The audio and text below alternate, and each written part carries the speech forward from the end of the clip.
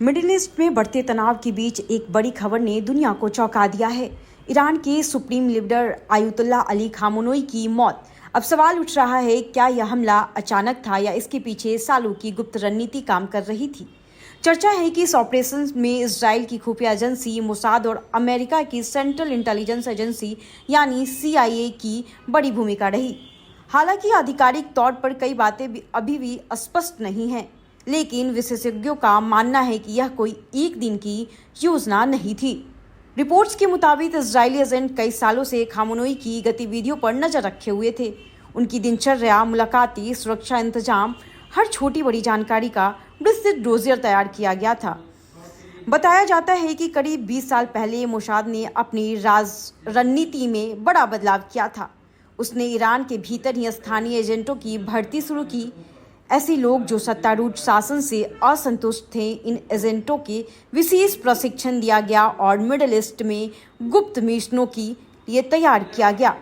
Israel की सैन्य खुफिया इकाइयों के पूर्व प्रमुख उमास यादलिन के हवाले से कहा गया कि आमतौर पर ऐसे हमले अंधेरे में किए जाते हैं, लेकिन इस बार रणनीति अलग थी। अमेरिकी मीडिया नेटवर्क CNN की रिपोर्ट्स के अनुसार CIA लंबे समय से ईरान के शीर्ष नेतृत्व की गतिविधियों का निगरानी कर रही थी।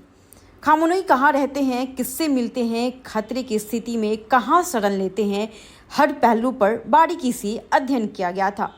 सूत्रों के मुताबिक पहले यह हमला रात में होना था, लेकिन बाद में योजना बदल गई। इजराइल में सुबह करीब 6 बजे लड़ाकू विमानों ने तेहरान के एक महत्वपूर्ण परिसर पर बेहद सटीक हमला किया। कहा जाता है कि यह अमेरिकी और इजराइल खुफिया सूचनाओं के तालमेल का नतीजा था। मोसाद पहले भी ईरान में कई हाई प्रोफाइल ऑपरेशन अंजाम दे चुका है।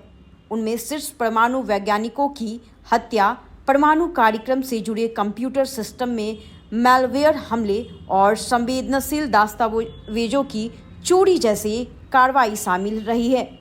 2024 में तेहरान में हमास के राजनीतिक नेता इस्माइल हानिया की हत्या ने भी दुनिया को चौंका दिया। इस बीच इजराइल की रक्षा मंत्री इजराइल कॉट्ज ने हालिया 12 दिवसीय संघर्ष के दौरान संकेत दिए थे कि खामेनेई भी इजराइल के निशाने पर थे। अब यह घटना मिडिल ईस्ट की राजनीति में एक नए अध्याय की शुरुआत मानी जा रही है। क्या यह वर्षों से तैयार की गई रणनीति का परिणाम था या फिर हालिया संघर्षों ने इस कार्रवाई को तेज कर दिया? दुनिया की नज़र अब तेहरान और तेल अवीव पर टिकी है, क्योंकि इस ऑपरेशन के असर सिर्फ एक देश तक सीमित नहीं रहने वाला। ऐसी तमाम खबरों के लिए देखते रहिए न्यूज़ PR।